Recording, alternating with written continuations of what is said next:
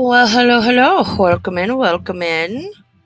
So sorry that one stream was pushed back till today, and two, I'm a little bit late. Oh, the adventures I've had. I will be explaining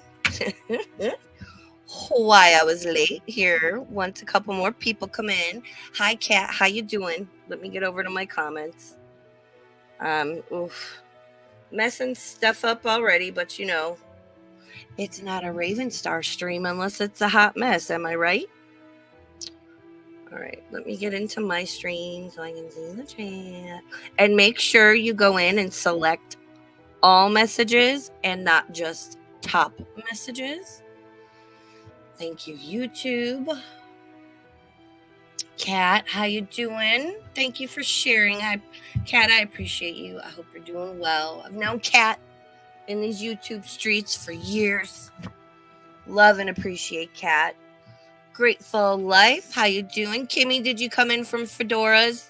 I know I usually start at 7:05, and I was like, let me start this at 7:35 because I'm a moderator at Fedoras now, you guys. Shout out Fedora. If I should drop her chat. Hold on, let me grab her link while people are coming in. Well, I appreciate that, Kimmy. Hold on, let me go grab Fedora's link so I can drop it in the chat. Oh my God, such a fun topic tonight. Witchcraft. And there's so much to it. We're just starting with like a basic stream tonight. Think of it like Introduction to Witchcraft 101, because you've got the origins, the history of it. You've got the olden days witchcraft. You've got modern witchcraft, which, you could be separated into paganism, Wicca, which I was a practitioner of in my early 20s, and I'm going to share about that. Good for you, Kat. Good for you. You got your little vapey pen thing. Good for you. I hope it's helping your pain and loosening up them muscles, my girl. Love you so much. What am I doing? Oh, looking for Fedora's link. I'll show her link. Give her a sub. She covers a lot of like negs and all them. Tragic, that side of YouTube. Bless her heart. Here, let me put it in here. There. Please feel free to sub up to Fedora. Tell her Ravenstar sent you. She's very nice. I support her very much.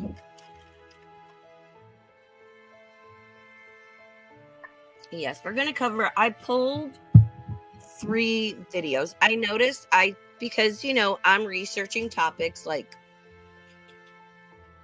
as I'm just floating around these YouTube streets, watching Gore World adjacent, which weekly recap is going to be lit tomorrow. And I'm announcing just a little giveaway I'm doing. Nothing, super extravagant, just a little something to show my appreciation for everybody. So you'll want to be there for that. I'm going to expand my horizons on the weekly recap. We'll still cover Chantal and Amber, but there are so many Gore World adjacent people, topics, and goings-ons.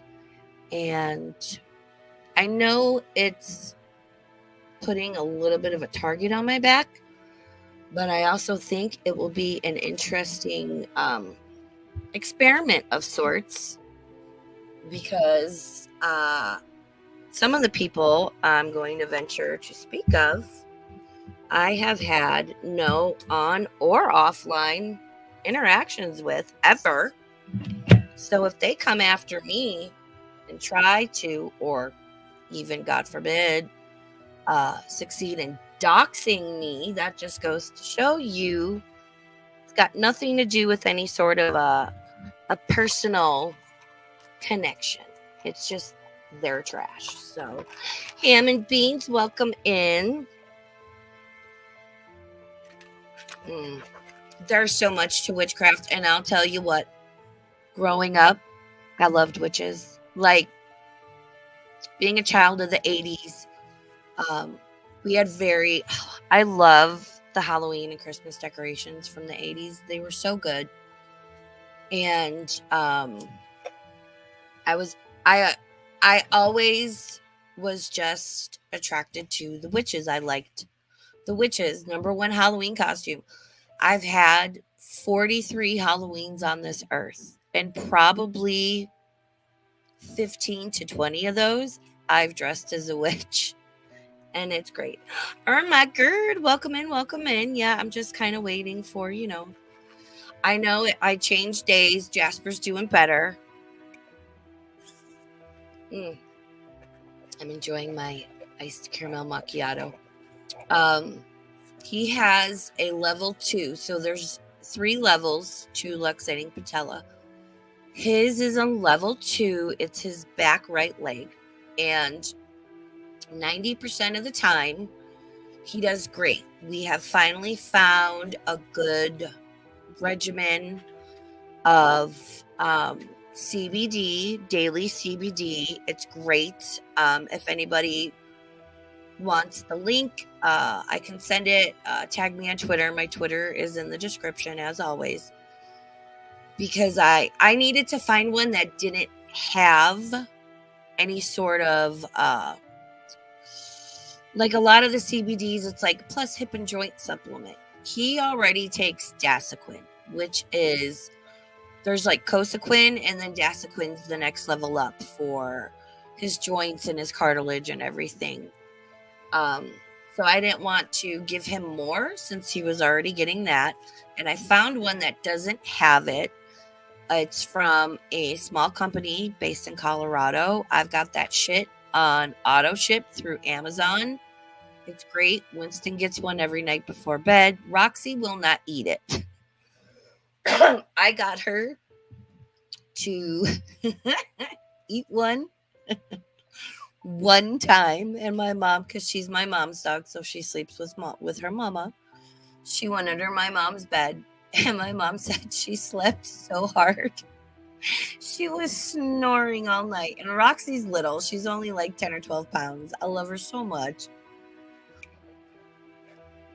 Welcome in, Sarah K. Sarah K, I'm doing a giveaway with, that's why I ordered 2 more stickers today.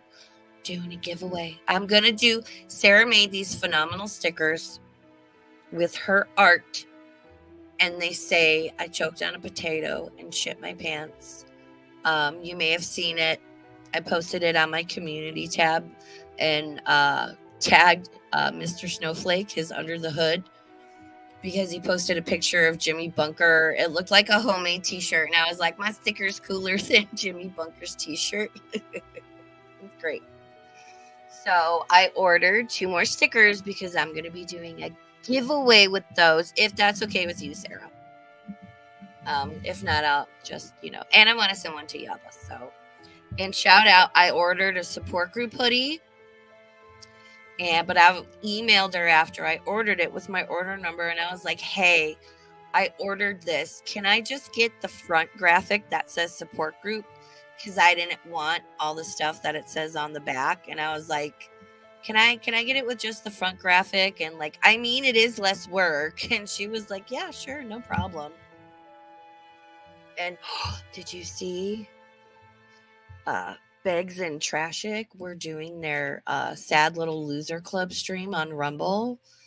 And Sam went up there. Oh my God, it was great. Watch Fedora's stream. She covers it. Again, let me share Fedora's link. Shout out Straight Talking Fedora Chick. So that's why I had to move stream to tonight. CBD is amazing. It's calming. It has anti-inflammatory properties.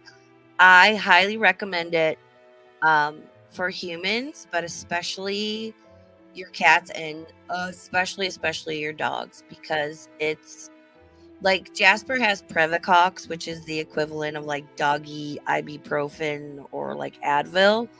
That stuff is it's very effective for the times he needs it. But it's very hard on their liver. Even the CBD can be hard on their livers.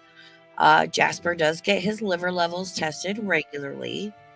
But yeah.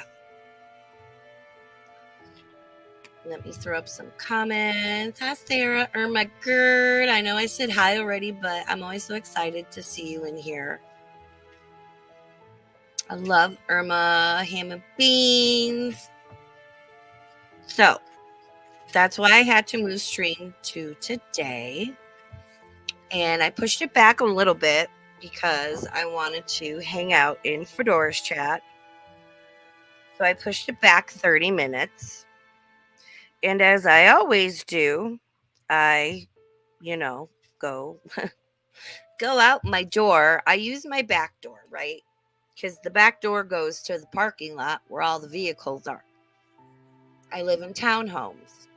Picture my parking lot as the letter U, with the two left and right sides are long, and then there's the bottom, right? And it's straight like that. I'm in the bottom right side. My row where I park is in that bottom row. There are 4 designated spots, right? 1 for each unit. And technically that is deeded to our home. Oh, hi, Saturday Baker. Welcome in. I'm telling the story of why I'm a little bit late and just kind of giving a few minutes for people to come in. If anyone so, feels inclined to tweet out, feel free. Much appreciated. So you've got 6 spots, the 4 middle ones being the designated spots. And then the 2 on the 2 on either side are guest spots.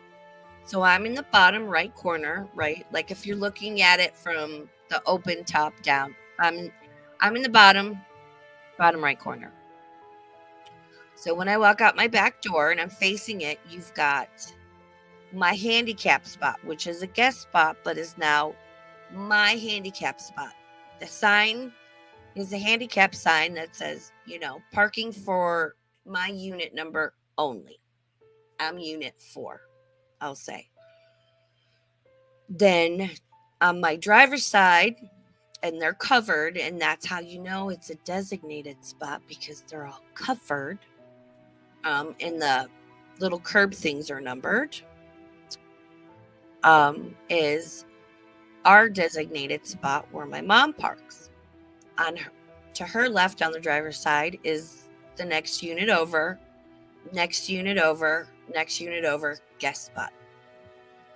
And then you've got the parking for the side units are like right there.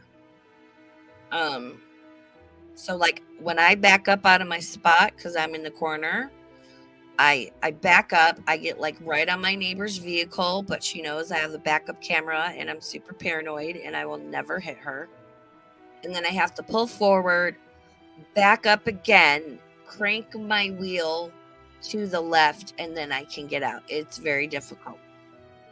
So say if somebody had guests over and they, whatever kind of vehicle they drove, but specifically a big red pickup truck, pulled in behind my neighbor's vehicle. So there's me, my mom's car, my neighbor's spot, right?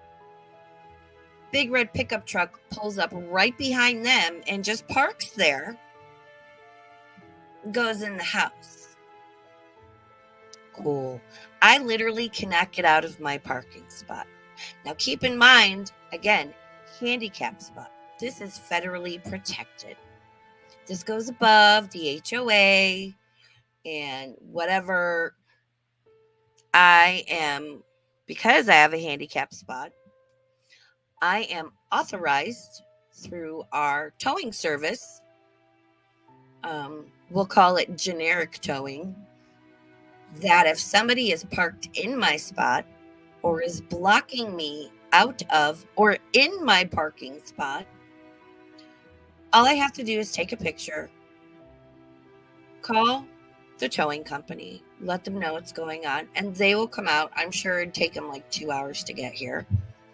And say, hey, blah, blah, blah, handicap spot, and they will come tow said vehicle.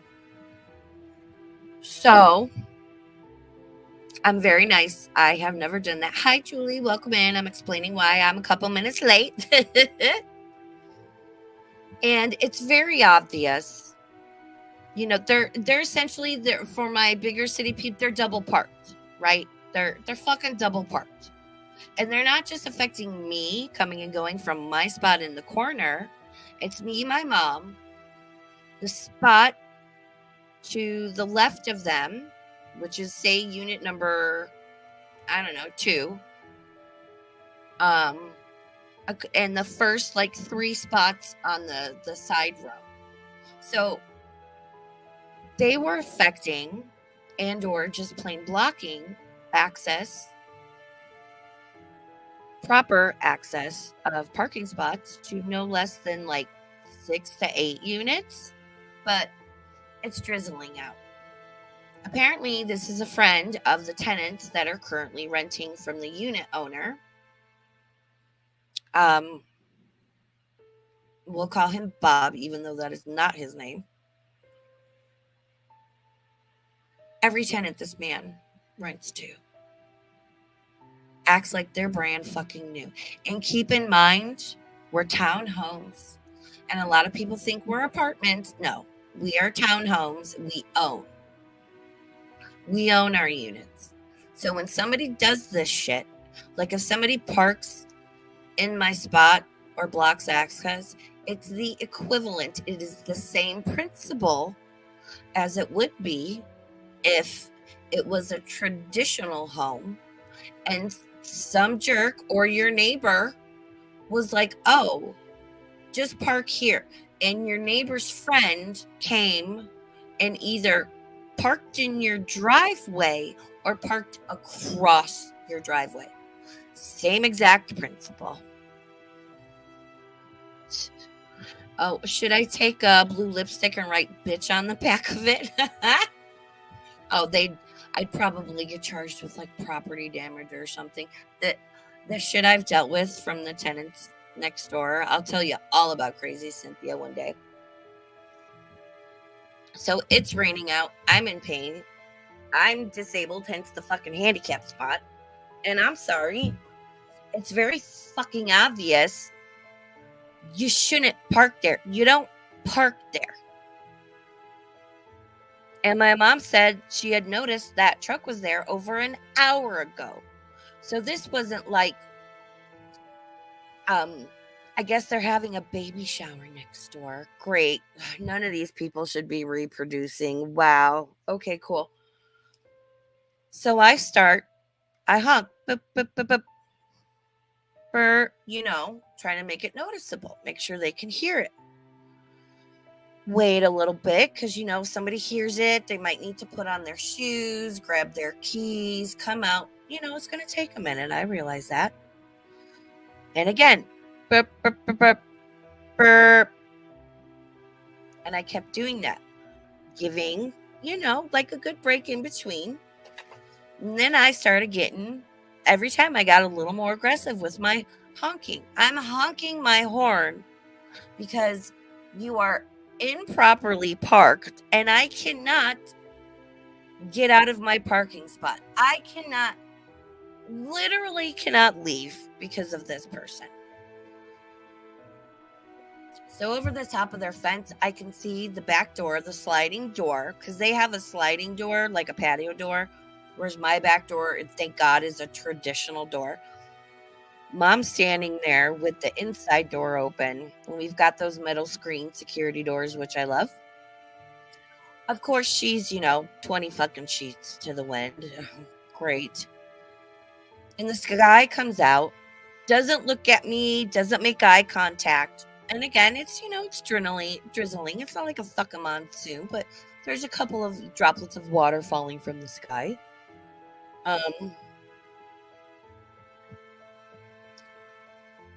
Comes out, doesn't look at me, nothing, gets in the truck.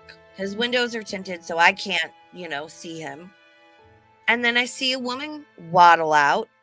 She's pregnant, ready to pop, and I don't recognize her as living there. And she's beautiful. She looks gorgeous. Her hair's done, makeup's done, cute little dress. Very cute. Standing there with her mouth hanging open, making her look a couple chromosome shorts of a full DNA chain. Just like, she makes eye contact with me, and my window's down, and I'm like, yeah, cool. Thanks for moving your truck from where it shouldn't have been. Don't park there because I'm coming right back. And so the guy backs up, goes and parks in the guest parking, which, oh my God, you guys, is like maybe 75 to 100 feet away. I know, it's so far. It's so far. Like, there's guest parking right there. You shouldn't park here. You're blocking people in and out of their spots. You're being a dick. So mom's standing at the back door. I'm like, well, whatever's going to happen is going to happen. A false imprisonment. Oh, it gets better. It gets fucking better. So I'm like, this is where I've learned with mom, like, I have to give up control or worrying. Like, whatever's going to happen is going to happen. I can't stress about it while I'm gone. I'll deal with it when I get back.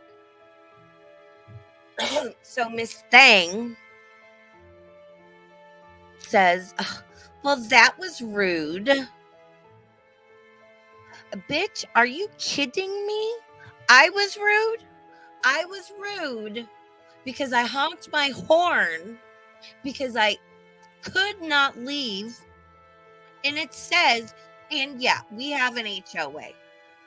Besides this being common sense and obviously fucking rude in general, it says in our CC&Rs, basically in our HOA's rules, you don't do that. A, you don't park like that. And B, you have the right, you are to be able to come and go from your home and your parking spot freely at any time without being impeded upon. But the unit owner, and he goes, oh, this is your neighbor. And I'm like, you're not my neighbor. You don't live here. You own the unit and you rent it out to felons and low-life scum and sketchy people that can't pass a credit check or a background check to rent anywhere else. And I live next to these people. I have to deal with the dredges of society that you rent to. It has been 10 years of this. I have stories.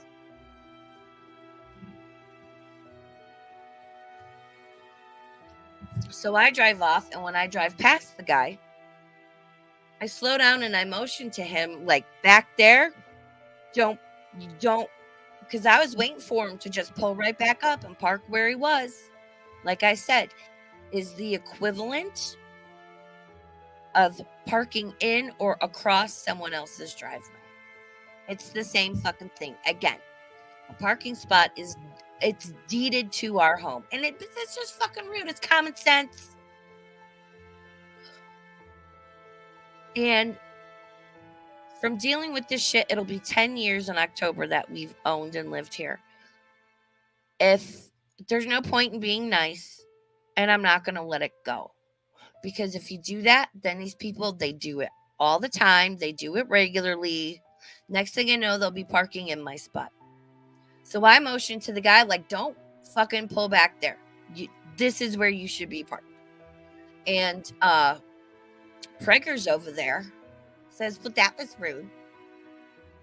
And my mom's like, excuse me? Well, that's rude. We're just trying to have a baby shower inside. Well, okay, that's great. It's obvious you shouldn't park there. It's obvious you're impeding upon people. You're blocking access in and out. Like I said, they're affecting no less than 6 to 8 cars. But I was being rude because I honked my horn. Okay, cool. If you think that's rude, then I won't honk my horn next time. I'll just fucking call the tow company. And I will have you towed. And I took a picture while I was honking and waiting for said dude to come out and move the fucking truck that shouldn't have been there, and texted the unit owner. And he won't text me back because he never does. But everything I text them, they're being loud, they're doing this, they're literally banging on the walls so loud, whatever I have hanging on the wall like swings out, and yeah, it's allowed. And I do it because I not only want to document all the shit these people do, and trust me, there's a lot I just let go. When the time comes, and it will, whether it's with this tenant or the next one, if he still has the unit, I can show, no, these are the things these people are doing. And I took a picture and I'm like, here, you need to tell your tenants, the friends, whatever, like, you don't park like this. I'm authorized to tow. I was nice and I didn't. And I'm going to text him later and be like, oh, so apparently this lady says I was being rude. Come on. So I text the unit owner as a way to document things so I can physically show via text messages all the shit his fucking tenants do that we have to deal with, and that he doesn't respond. Why? Because he doesn't care. He gets his money every month, and that's it. His last tenant, he's a slumlord. Hey, Illyria. Hey, Torella. I'm almost done. I'm sorry, you guys. His last tenant was such a psycho bitch. She called the cops on me 5 times. One time she called the cops on me. I'm talking called 911, lied to dispatch. Because, are you ready? You might look at me different after this. I took a picture of a car. I again went to get coffee, came back. I thought they had a semi there earlier. Thought they took their shit and moved out. I come home and there's some like strange SUV parked in their spot I had never seen, and there's like teenagers in their unit. And I was like, oh shit, their son just graduated high school. Because again, I thought they had taken their shit and gotten out of Dodge. Thank God. Didn't know if these kids were supposed to be here, whatever. Just to be safe, I took a picture of the vehicle and the license plate. She comes speeding up, whips around behind my car. I saw you. I've got you on video taking a picture. And I'm like, yeah, so?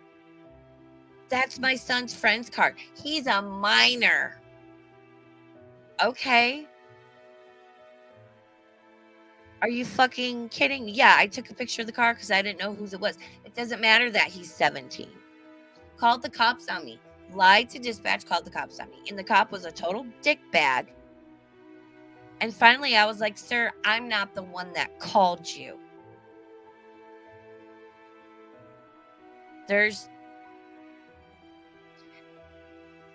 And Bob, the landlord, doesn't fix anything. The dishwasher broke or wasn't working right. He wouldn't fix it. They lived there for 5 or 6 years. The night they came to look at the apartment, I said, don't move in here. I said, he said he's not going to fix anything. He will not fix anything. Oh, and I was right. So he wouldn't fix the dishwasher. So what was Cynthia's solution? She flooded the kitchen. Keep in mind, again, we're townhomes. We share a wall.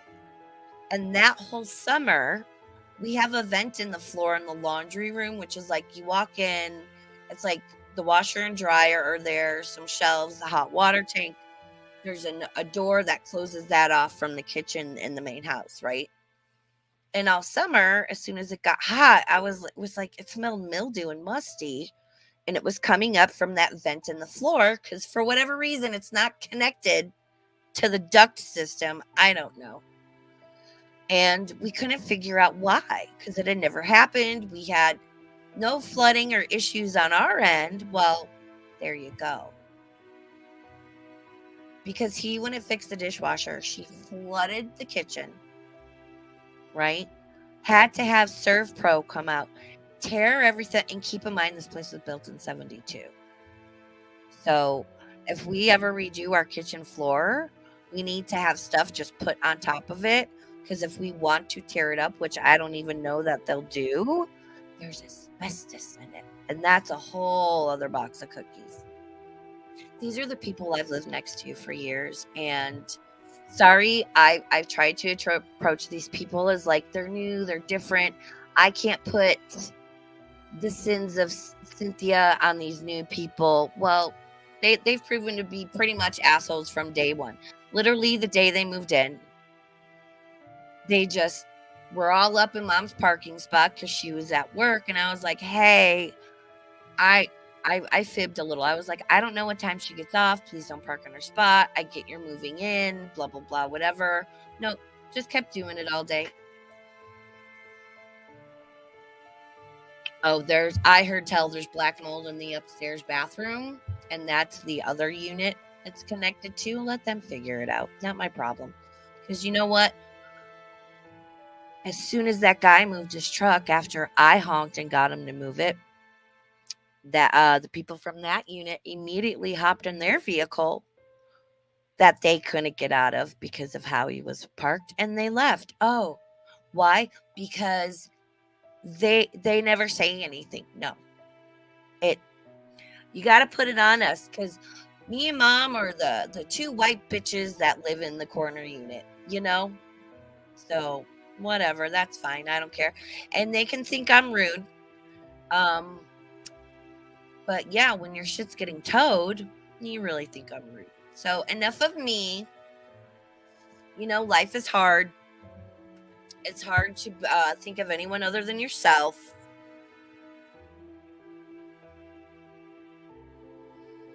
Let me see. Yep. It just, they shouldn't have parked there in the first place. And they know it. They know it. There's no way they pulled in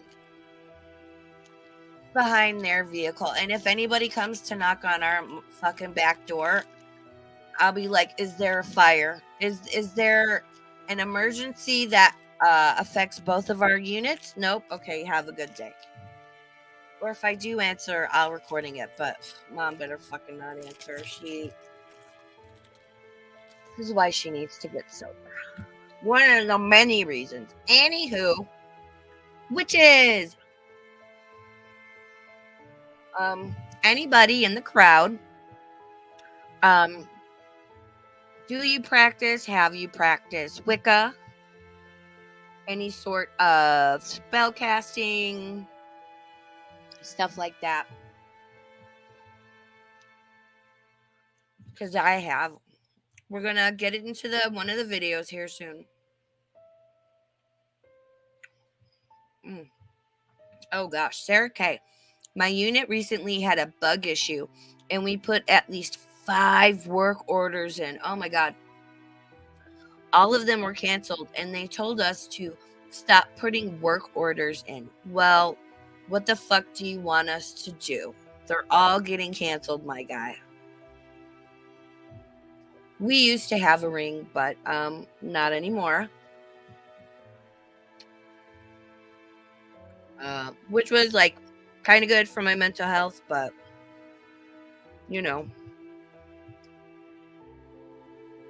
not anymore.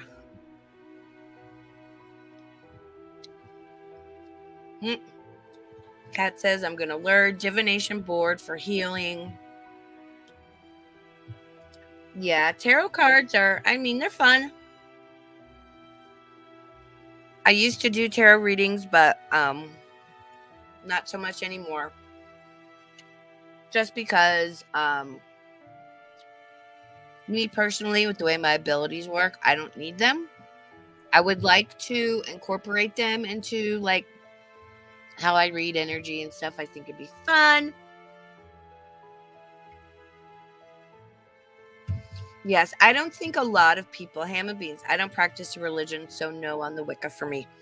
Yeah, I don't think a lot of people realize like Wicca is seen as a religion. It's recognized as a religion. Out near where I live, there's a little town called Fernley, Nevada. and that's where all of our veterans are buried for. I don't know if it's just northern Nevada, Nevada as a whole, but there was a whole thing some years ago where the widow of, I think he was a Marine, had to fight the military because they were Wiccan. Like, this was their chosen religion.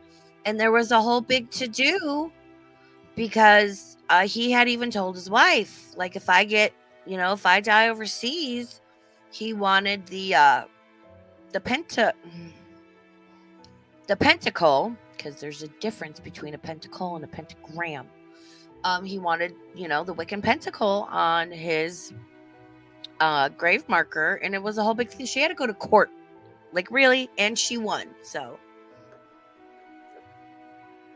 okay, so we're, like I said, we're just doing basic intro 101 to witchcraft. It's gonna be surface level, so I don't want anyone getting, upset or offended or disappointed. We're gonna do more streams on this. We're gonna do separate streams for voodoo and Santeria.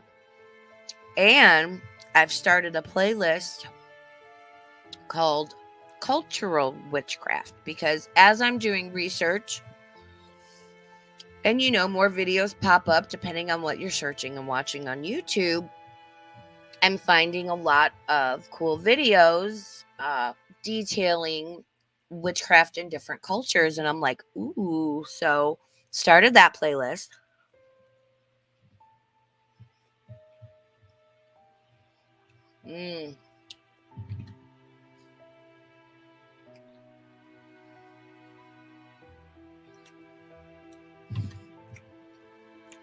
Jarella says, Sarah K, I work for an IT company. If your company needs help, we got you. Jarella is awesome. So I narrowed this playlist. I had more, and I watched some of them, and I was like, nah. We have 3 videos. No, 4. And this is going to be a longer stream, especially because I'm just running my mouth.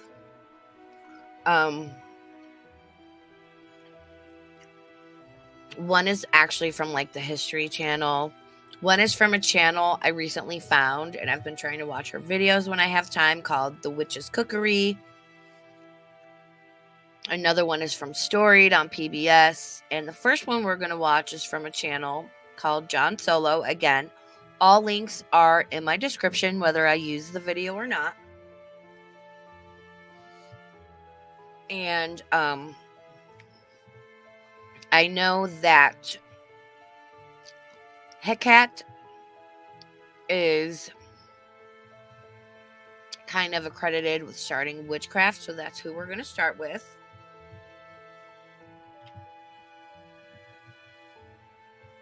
I need to pause my music.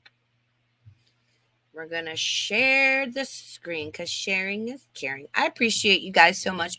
Please remember to hit the thumbs up. Everybody, you're always welcome when, if you want to tweet out that we're streaming, whatever. It's a hot mess, but it's a good time. So this first video is 21 minutes long. This episode, we're going to, let me check the quality. Good. Subtitles are on. We're going to do 1.25 and see how it is. And the next video I have, you can see, is from the History Channel, Ancient Mysteries, Dark History of Witches, because, I get it. As we go along, I'll pause and comment about how witchcraft and witches were looked at and all this stuff. any religion, spirituality, any sort of witchcraft, I think in most cases, things are not inherently good or bad, right? Or evil, whatever. I think it's the person and their intent and their energy. And in witchcraft, especially when you're spell casting, intent is everything. And I'll talk about I've only done like 2 or 3 spells, and I'll talk about those because they worked. All right, let's go. Episode is sponsored by Helix. Get the night of rest that you deserve with Helix.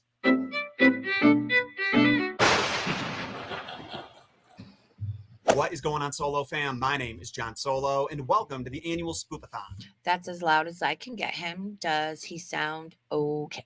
That special time of year where we turn our focus to all Hey, Jen T, how you doing? Welcome in, welcome in. Thanks for being here. things magical, mysterious, and otherwise unsettling. We're more than 3 weeks into October at this point, which means you've no doubt been exposed to all the classic Halloween tropes. Ooh, the smell of rubber October. from costumes wafting through the air, excessive amounts of fake spiderwebs on your neighbor's trees, jack-o'-lanterns, of course, and goth girls summoning the goddess of witchcraft to make potions in the school bathroom. Wait, did you say goddess of witchcraft? Do you mean like Greek goddess of witchcraft, or is she part of some modern-day Wiccan pantheon? A little of both, actually. Hecate, or Heket if you prefer, was once the Greek goddess of witchcraft, but over the past few centuries, she's found a new home with modern-day pagans. They say special prayers to Hecate, conduct rituals in her honor, and even offer sacrifices to her. But contrary to popular belief and what's portrayed in pop culture, neither these groups nor the goddess are inherently evil, dark, or devilish in nature. Despite what you may have heard on shows like American Horror Story and The Chilling Adventures of Sabrina, where they invoke Hecate's name to use dark magic, or seen on shows like Charmed. I want to slow him down a little bit. Feel like he's talking fairly fast on his own. Yeah, see, that the remake of Sabrina, I have so many thoughts on that. But that's going to fall under Hollywood Satanism, symbology, and all that fun stuff. So we'll talk about that at another time. And yes, even the Hercules animated series, based on the evidence found in our ancient Greek sources, we have no reason to believe the goddess of witchcraft was a malevolent being, or whatever this is supposed to be. In reality, she was a highly respected and powerful She's hot. goddess, so much so that even Zeus himself went out of his way to keep her happy and one of his allies. In this episode of Messed Up Origins, I'm going to break down the mythology behind Hecate, as well as explore some of the reasons why her portrayals in the modern day are so far off. But first, I've got to say thank you to our friends at Helix for helping me sleep at night. So normally when our annual Spoopathon comes along, it's the worst sleep I get all year. That's because I spend the entire month of October researching ghost stories, urban legends, true crime thrillers. It makes every bump in the night a potential murderous spirit. But this year is an exception to that rule. I've been getting... Nope, not me. I want to skip. To my Helix. Right, now we can just jump into it. Sorry, I'm not going to watch the ad. Sacrifice those like and subscribe buttons if you want the gods to bestow more messed up and mythological content in your sub box and recommended feed. And now, the messed up origins of Hecate. I know. Did you put that together too? I always say Hecate. I guess I'm saying it wrong.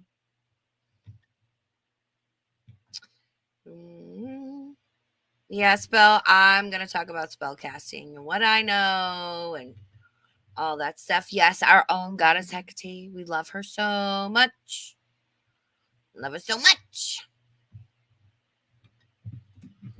So in order to understand how Hecate's image has evolved into this villainous, antagonistic witch that appears in stories like Macbeth, we have to dive deep into our ancient Greek sources. And I'm happy to say that even though she's not an Olympian, the poets still wrote about her a decent amount. That's not to say we won't still be left with a billion questions after this, or that those poets don't contradict each other, because they do, but we at least have enough information to get a general sense of what she was like and how the Greeks perceived her. Now, according to most poets from back then, specifically Ovid and Hesiod, Hecate's father was a destructive titan called Perses, and her mother was a lady titan named Asteria. She was associated with the stars and nighttime divinations like dreams and astrology. Hecate appears to have mostly taken after her mother, as her domains were considered magic, witchcraft, the night, the moon, ghosts, necromancy, and crossroads. That last one might seem a bit odd, but Hecate was said to live among ghosts and spirits, and crossroads have always been a magical place in folklore and myth that symbolized where two realms meet,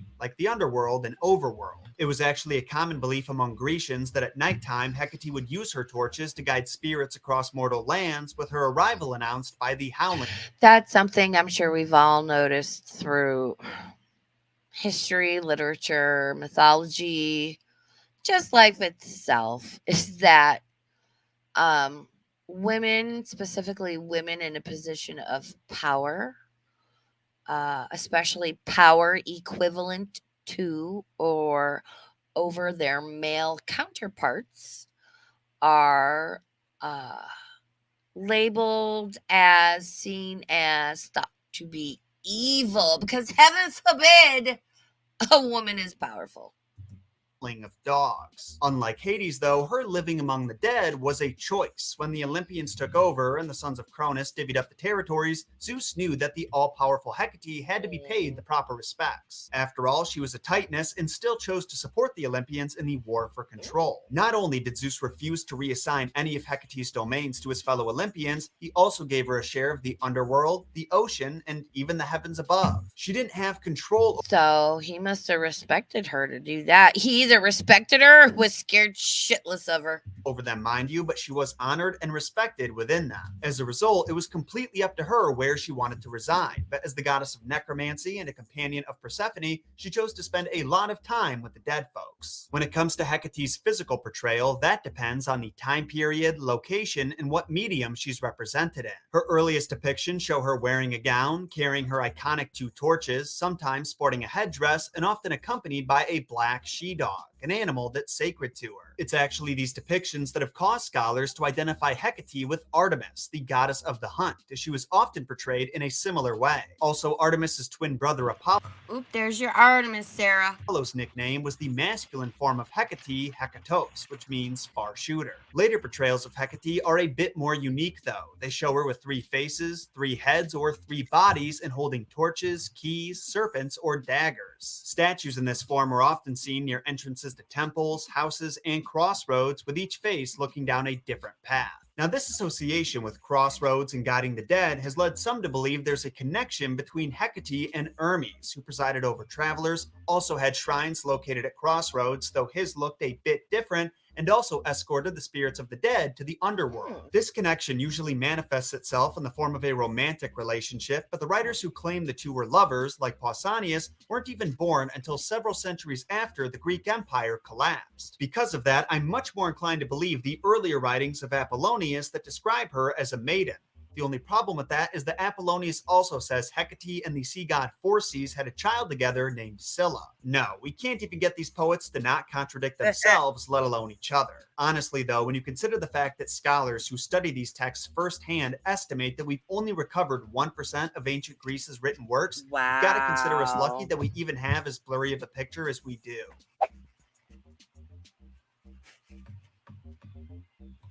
Considering how Here's a question for you guys. Do you think, feel, or believe that mythology, Greek, Roman, whatever, do you think it is rooted in some degree of fact and truth? Or do you think it's just really good stories? You know what I mean? Like, I'm just curious to see everyone's opinion on that. And if there's any subjects in conjunction with this that you guys want to cover in the future, you can hear my notebook. Put them in chat and I will write them down. how powerful of a deity Hecate is, remember, even Zeus was afraid to piss her off, and that she's the goddess of witchcraft, it's almost natural to assume that whatever rituals were conducted in her honor got pretty wild. The only problem is, we're never going to know for sure. See, in the days of ancient Greece, Hecate was an associate goddess of the Eleusinian Mysteries, a cult dedicated to the goddess of the harvest Demeter and her daughter Persephone, the queen of the dead, and they were all about secrecy. As far as we know, no one in the Mysteries ever wrote down the specifics of what their rituals involved. Some writers allude to the sacred ceremony's existence, but it's almost like they were afraid of going into detail. Check out this passage found in the Argonautica. Well, I think sometimes that was done because, again, uh, that that shit's real, rituals and stuff like that. They're they're real. They're done for a reason, and I think the specifics weren't written down. If they were, like, whatever they were written on was destroyed, or it was orally passed down, because they're real, they worked, they were powerful, and that way it kept it from it's like giving a 16-year-old like a souped up Dodge Charger from the police crew. It's too powerful for said inexperienced teenage driver, which I think everybody from the ages of 16 to 21 until you gain experience as a driver should be required to drive a 1982 Ford Pinto manual transmission. Written by our friend Apollonius. The Argonauts made fast their stern cables on the Paphlagonian coast at the mouth of the river Halys. Medea had told them to land there and propitiate Hecate with a sacrifice. But with what ritual she prepared the offering, no one must hear, nor must I let myself be tempted to describe it. My lips are sealed by awe. Yeah, whatever the ceremonies were that took place at Eleusis, they were the pinnacle of what was considered sacred. Maybe one day I'll do a video discussing some theories that experts have about them, but for those who want to learn more right now, I highly recommend checking out the Immortality Key. I'm currently in the middle of it, and it's killing me that I can't just word vomit everything I've learned so far. What I can say about the mysteries is there appears to have been a theme of death being transported to the realm of the divine and rebirth, possibly fueled by psychedelics. And considering that Hecate was associated with ghosts and the underworld, it makes sense that she'd also be associated with this rebirth ritual. Anyway, worship to Hecate was not just carried out in groups. Individuals also made small shrines of the triple goddess to place outside their houses and ward off dark magic. There were also multiple accounts of dogs, and I'm sad to say, even puppies being sacrificed to her on the morning of new No, moons. not Not everyone who prayed to puppies. Hecate was looking for protection, though. And Hesiod's Theogony, which pays more respect to her than any other resource we have, he says, whenever any one of men on earth offers rich sacrifices and prays for favor according to custom, he calls upon Hecate. Great honor comes full easily to him, whose prayers the goddess receives favorably, and she bestows wealth upon him. And when men Beast. arm themselves for the battle Wait, that destroys men, then the goddess is at hand to give victory. Sir John, it's pronounced bestows. Bestows. Wow. That's as bad. Yaba, I love you. I love you so much. Pronouncing mediocre is metacore. I love Yaba, but damn. Oh, girl. And grant glory readily to whom she will. Good is she also when men contend at the games, for there too the goddess is with them and profits them. And he who by might and strength gets the victory wins the rich prize easily with joy and brings glory to his parents. Hesiod also goes on to say that Hecate had influence over how lucrative a day of fishing can be, that she can increase and decrease herds of livestock at will, and that she's a nurse to the young. It seems to me that, like Zeus, she has a certain degree of influence over luck and the fates. And while there doesn't seem to be a reason given for how she decides who to bless, if you're one of them, you're in for a good. Oh, Monty, the way he mispronounces words and thinks he's so smart and he's so right. Yeah, Monty can actually go fuck himself. I outed your creepy ass once and I'll do it again. Good time.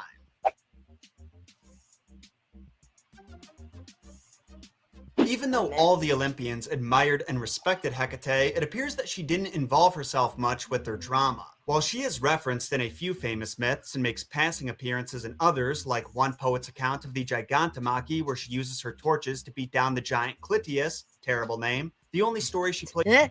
I would have mispronounced that on purpose. I wonder, I'm going to write that down. I want to see how Google pronounces that. That was what, hold on. I wish I had my little 10-second option on this. I got to figure this out. Wait, well, how was that spelled?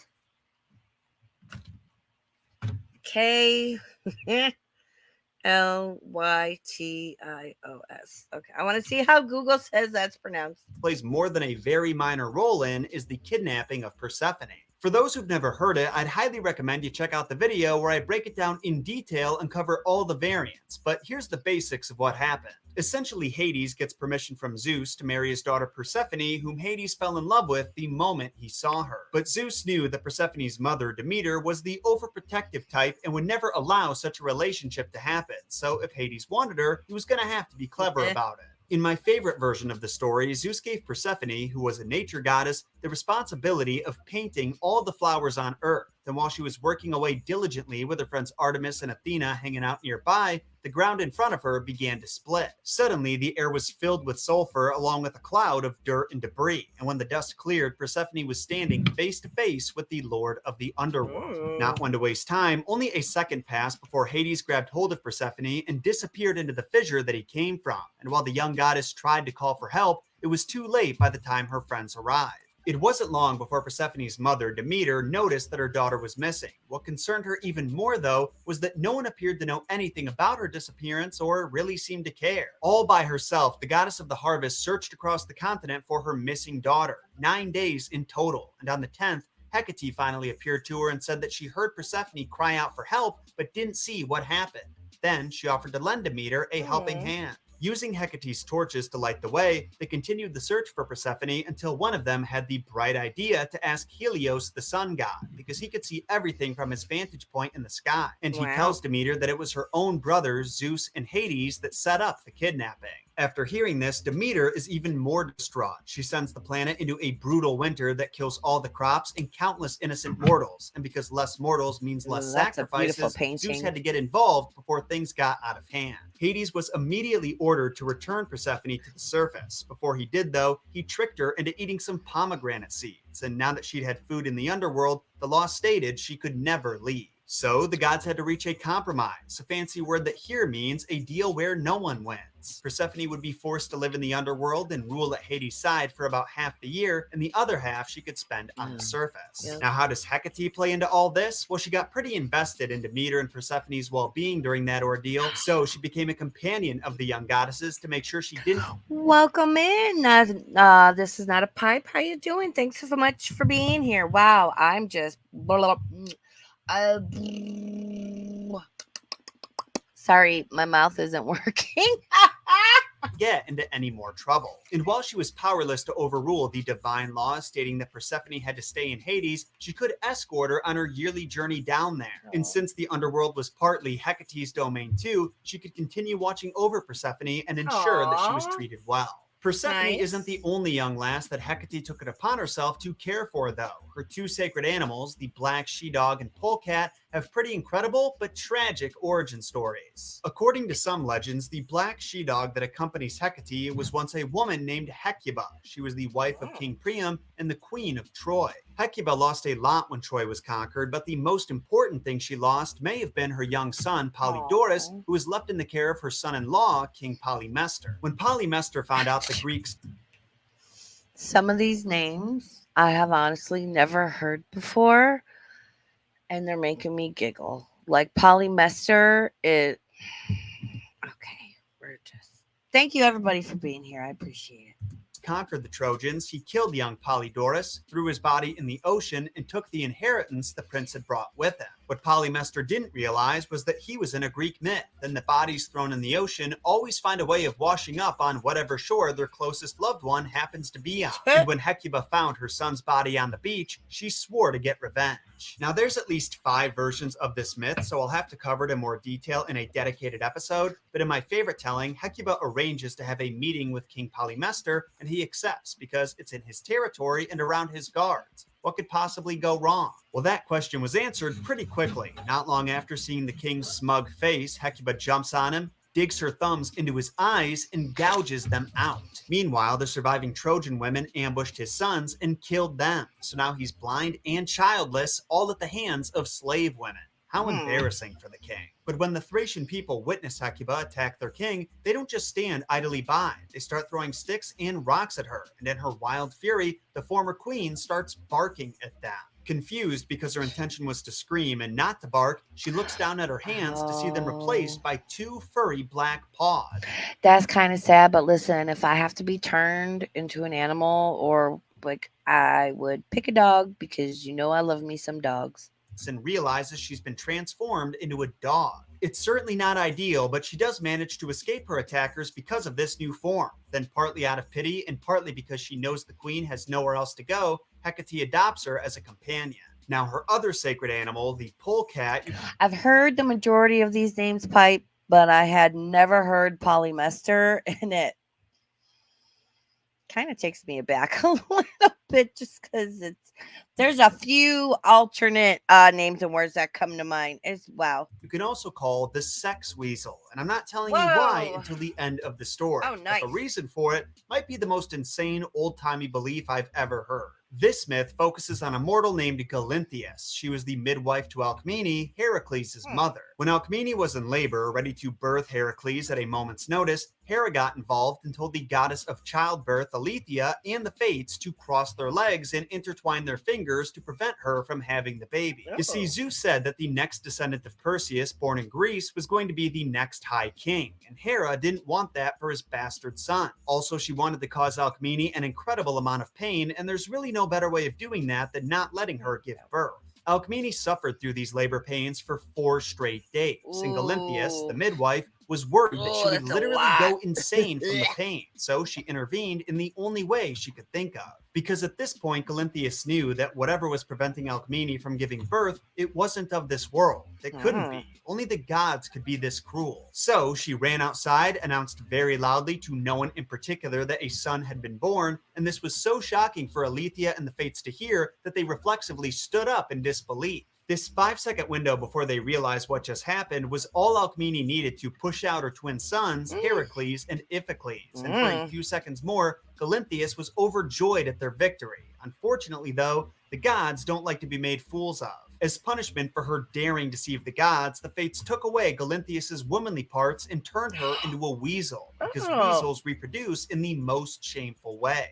Females are impregnated through the ear and give birth, I can't even say it. Females are impregnated through the ear and give birth out of their mouths. At least, that's what people thought back then. Don't ask me why, though there is a theory that it came from weasels carrying their newborns in their mouths and folks back then just completely misinterpreting what they saw. Sounds pretty ridiculous, but there's people today in the year 2021 who legitimately believe the Earth is flat. So I guess we haven't advanced as much as I would like to believe. Anyway, similar to what she did with Hecuba, Hecate invited the transfigured Galinthias to join her as a companion, and from that point onward, weasels were considered her sacred animal.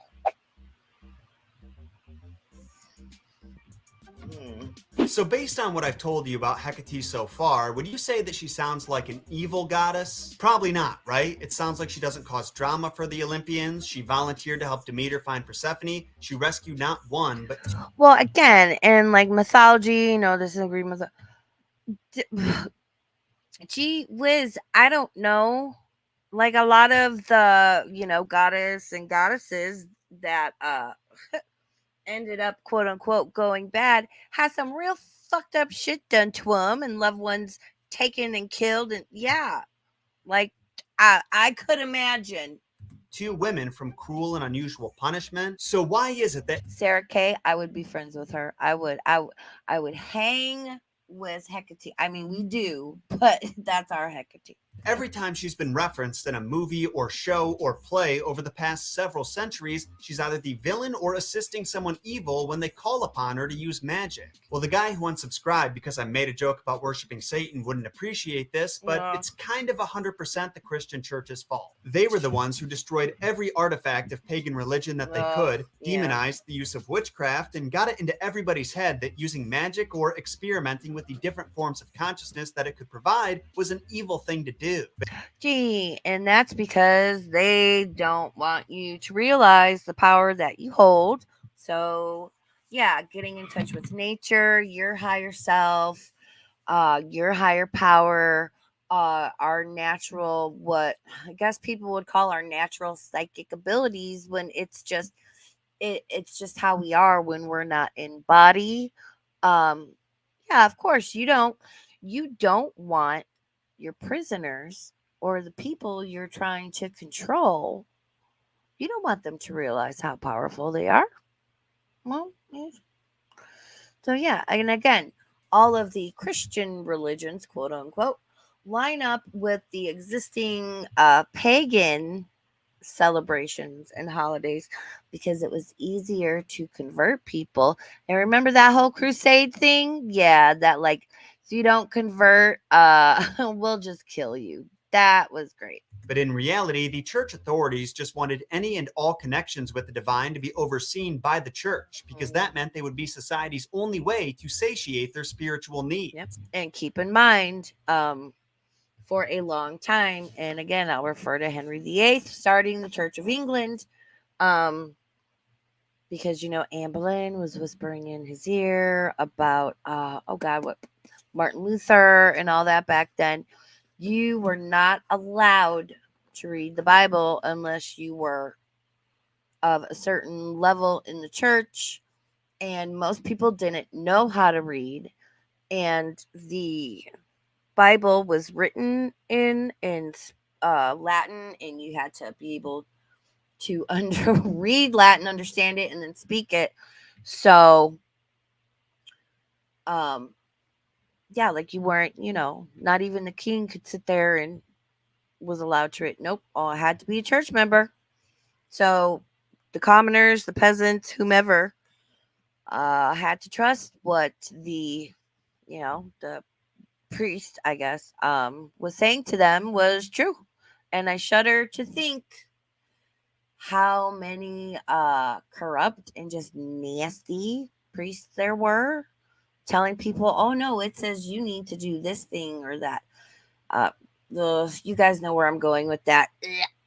And that gave them a lot of power over an extremely spiritual culture, more than any of us can comprehend. Now, in the interest of being fair, I should clarify that many of the Greco-mythological figures who invoked Hecate's name while using magic weren't exactly the most honorable characters. For example, Circe, the goddess of sorcery, called upon Hecate when she turned all of Odysseus's men into pigs, and that was a shitty thing for her to do. But then there's Medea, Circe's niece, a priestess of Hecate, and an incredibly helpful companion on Jason's hunt for the Golden Fleece. She was said to be a very talented sorceress, taught by Hecate herself. She could put out raging fires, stop rivers from flowing, and stop stars from falling, none of which sound like evil magic to me. Granted, Medea did brew up a poison and used it to kill Princess Glauce and her father, but Glauce stole Medea's husband of 10 years, so I think that one falls in a gray area. And before you mention her murdering her own children by Jason to get revenge on him, there's debate on whether or not that was even intentional. My point is, it's very rare for any character in mythology to be all good or all bad. That's what makes them so interesting, and why them invoking Hecate doesn't mean that the goddess or even witchcraft is inherently evil or born from Satan himself, even if a guy in a fancy robe says so. I think that's a great point to wrap this up on, actually. So tell me, fellow mythology nerds, what are your thoughts on Hecate? Did you know that she wasn't an evil goddess at heart, or did you just take her portrayals in the media at face value? Let me know in a comment down below. Personally, she gives me similar vibes to Hades, where their domains and incredible powers make them intimidating to us humans. But when you look at their track records and temperaments, it's really a shame how misunderstood and misrepresented they are. If only it weren't for those filthy goddamn Christians. What's that? Oh, hi, you're still here.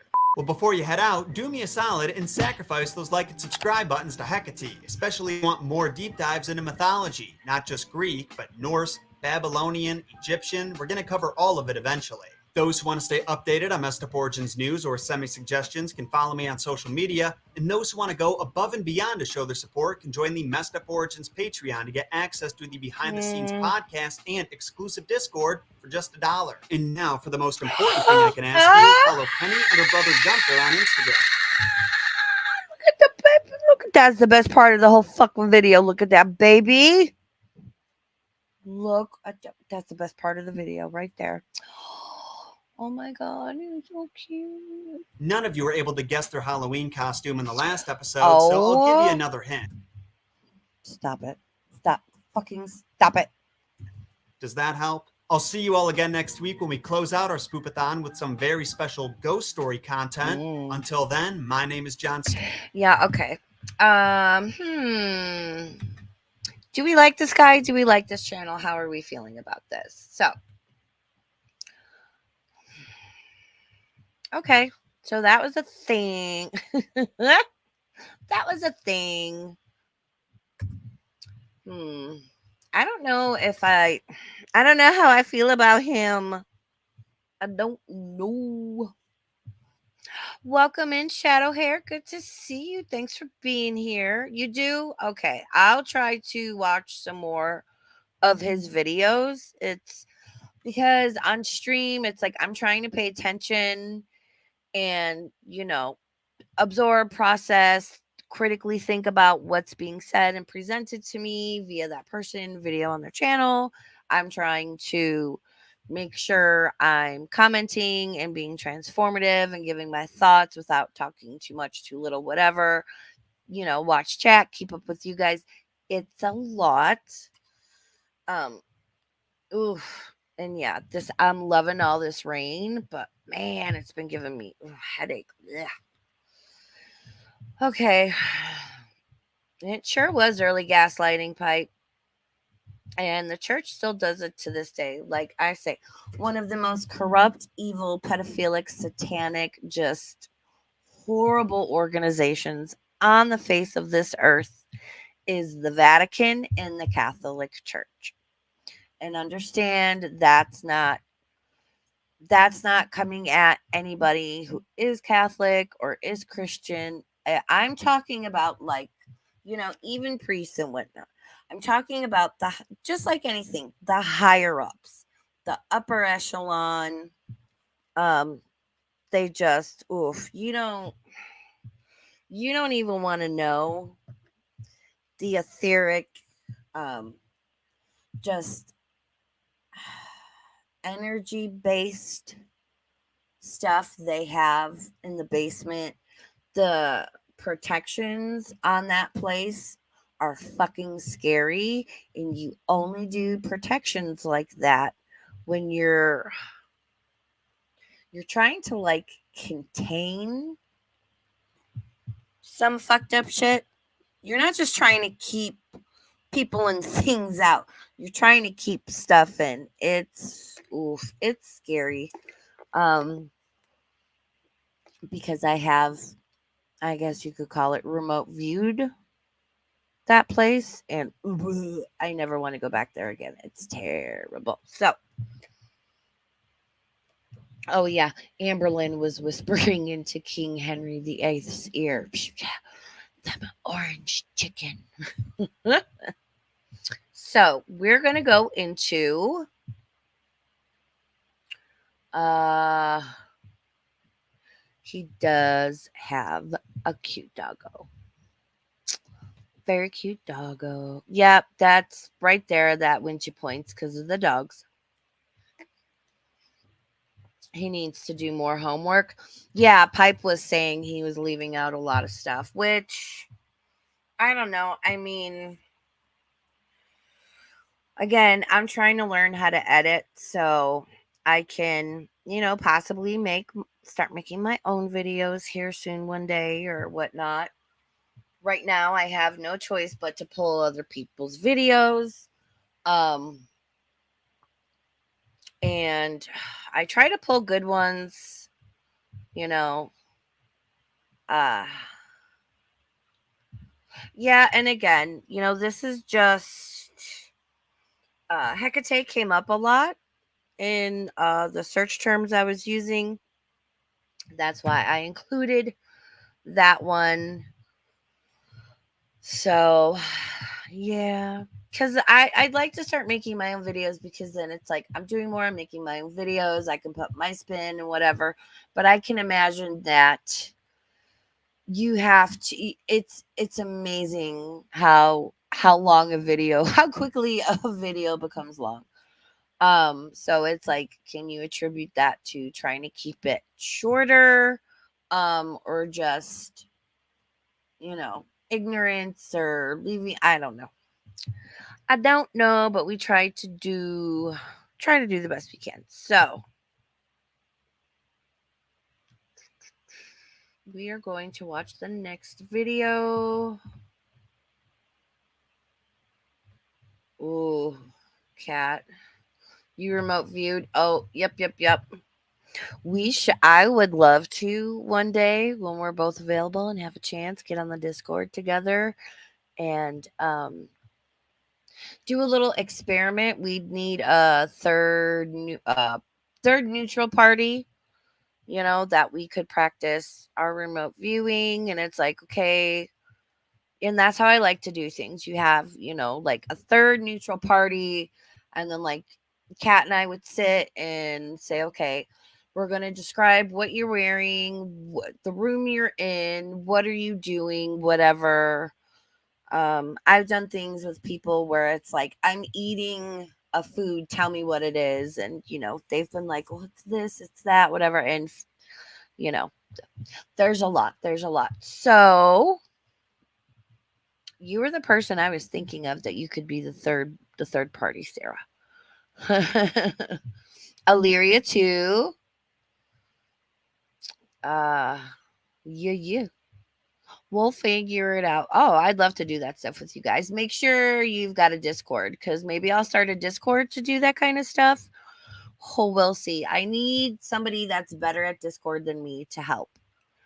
So, again, follow me on Twitter. My link is in the description. So let's get into our second video. It's quite a bit longer.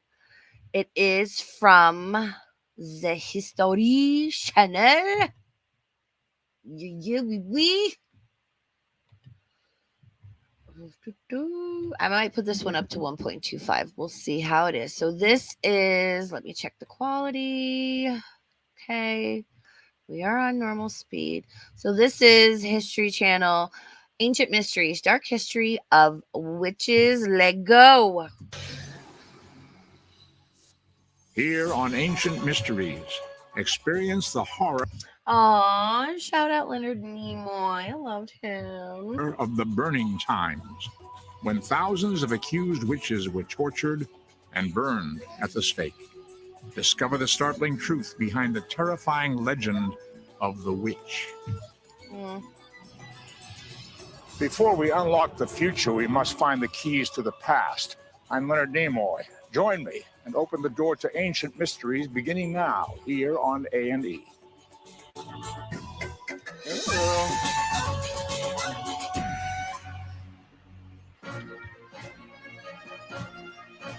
The witch, evil sorceress, seductive enchantress flying in the moonlight.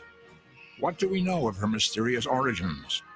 Who were the real women behind the myth of the witch? Who are these people with extraordinary supernatural powers? Where did they come from? And what do they do? Calm down. These are questions the human community has been asking for a long time. It may be that the witches are a remnant of a long-lost goddess, a figure of incredible power who brought life and death. Why were witches tortured and burned at the stake during the Middle Ages? How did the belief begin that witches could fly? How did a child's game spark the tragedy of the Salem witch trials? And why, despite the witches' fearsome legacy, are thousands again practicing the ancient arts of witchcraft? Discover the enduring power and forbidden secrets, the myth and the magic of the witch on Ancient Mysteries.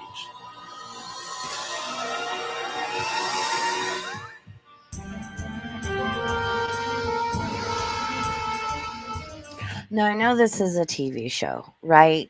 And drama, like, the stronger emotions, fear, drama, anxiety, all that stuff is going to bring people in and retain their view. But I find it funny how it's like so dramatic, and it's like, it's calm down. Mr. Nimoy, I love you, I miss you, but just calm down, bro. What was I gonna say? Again, it's women being powerful and independent. Oh no, need to be bad and evil. And I know there's a whole, again, we're starting basic, we're easing in, we're gonna get more in depth as we go along.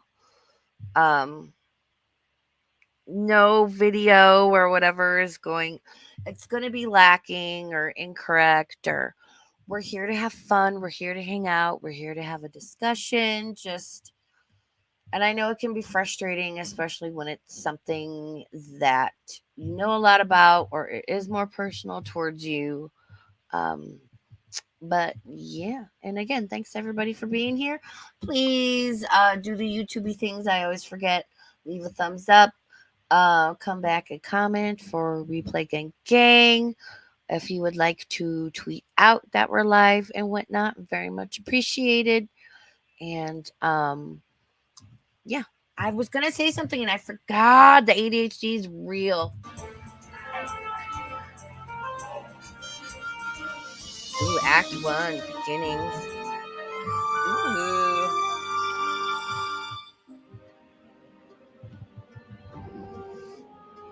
The witch, sorceress, enchantress, the devil's consort.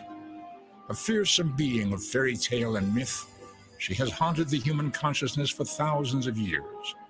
The witch remains a chilling specter that still captures the human imagination and baffles us with her mysteries. For psychologists, the witch definitely represents the dark side of the female presence. She is the shadow. She is the woman out of control.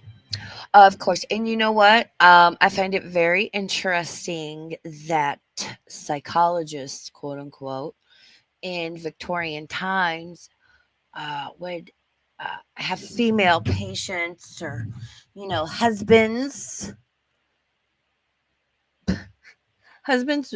send their wives to them because, oh my God, it's like she's having emotions and she's out of control. And I forget the term they used because, of course, hysteria and hysterectomy all derive from the prefix in the word is to do with the woman's uterus and whatnot. I can't remember the word right now because my head's pounding. I really need an Advil. Holy moly. Anywho, the psychiatrists were using this contraption, and it was basically a glorified vibrator to cure their female patients' hysteria. And these psychological treatments for their ailment that the woman loved and would go back again and again and again for, they were basically masturbating their patients using this contraption. I forget exactly what it was called. And they were bringing them to orgasm. Because, of course, just women be crazy. And I just find that horrifying and fascinating and hilarious all at the same time. I'm going to let this play, and it's going to play through for at least 3 minutes, maybe 4, because Jasper's in my room and he needs to he needs a little help to go outside and pee. So I'm going to let this play while I help him go outside and go pee. Okay? I'll have my phone with me and I can see. Okay, thanks. What is a witch? When did the belief in witches originate? Do they exist, or are they merely bizarre creations of the human imagination?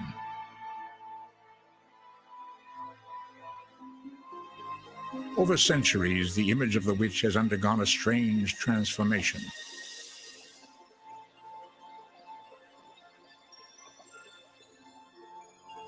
In ancient Scandinavia, Freya, goddess of prophecy, soared through the heavens in a chariot.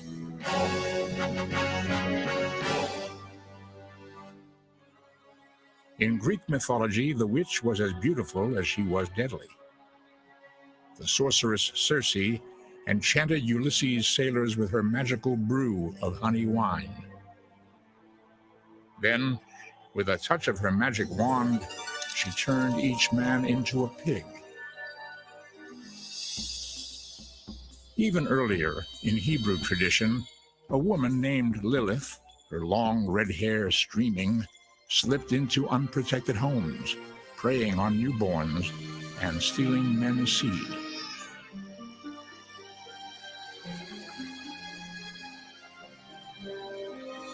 Perhaps no figure in myth or legend has been so despised and feared as the witch. Being a witch was just about the worst thing you could be accused of being, because you practiced cannibalistic infanticide. You danced naked. You practiced promiscuous sex. You were part of the nightmare of society. The image of the witch is indelibly imprinted on the modern consciousness. And yet, in their earliest beginnings, magical female beings who possessed supernatural powers were not seen as a source of evil. Surprisingly, some scholars trace the origin of the witch back to ancient deities, who were as benign as they were powerful. Witches have been around as long as the human community has been trying to deal with disease and avert disaster. It may be that they developed from early goddess cults, that these are the women who serve the goddess.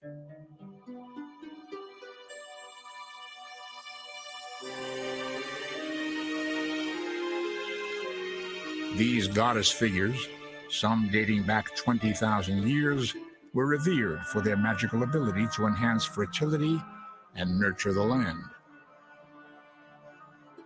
All-powerful creation deities, they held sway over the forces of the universe. For thousands of years, the creation goddess was honored as the all-powerful divine force. She was known by many names. In ancient Mesopotamia, she was called Inanna, the Queen of Heaven. In Egypt, the predominant civilization of the ancient world, she was known as Isis. In the land of Canaan, she was Asherah. All of them were supreme goddesses who presided over the sacred forces of life and death, worshipped by those who relied on the earth's fertility for their survival. People who depended on the earth for sustenance, on the cycles of nature, on the reproductive capacities of the earth to survive, and the association of those natural forces with the female body, and therefore the identification of the female as sacred makes perfect sense. Not only did the ancients worship powerful female deities, but throughout the Middle East, often those who practiced the holiest of rituals were women. Could these priestesses, trained in the sacred arts, have been the earliest antecedents of the witch? Over the centuries, these ancient priestesses came to be known as the wise women. These women made house calls. They removed impurity, papratar. They took off sorcery, alwanzatar. They cured babies. They dealt with infertility. They had cures for impotence. And they even did sort of practical family therapy, because they would come to a house and cleanse it of evil words. From the early rituals sprang the sacred ceremonies which would later be known as witchcraft. What magic